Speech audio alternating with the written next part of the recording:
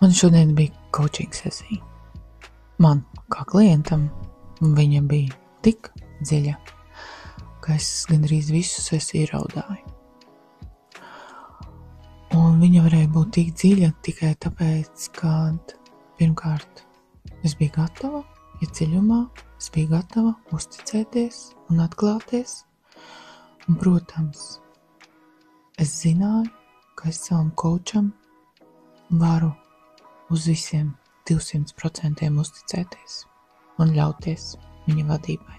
Šoreiz bija nozīme arī tam, kad es diezgan laicīgi domāju, kas ir tā tēma, par ko es gribu strādāt. Un arī sanāca pa vidu vēl dažādi notikumi, kas man ļoti, ļoti izšūpoja ārā.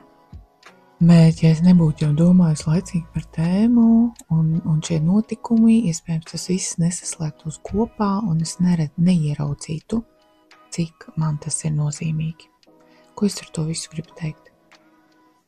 Ja tu ej pie coacha, pirmkārt atrodi tiešām coachu, kuram tu vari uz visiem 200% uzticēties. Un uzticies arī sev, esi atvērta līdz visdziļākajai šūniņai, jo šis process ir priekš tevis un par tevi, lai tu dzīvotu tādu dzīvi, kādu tu vēlies.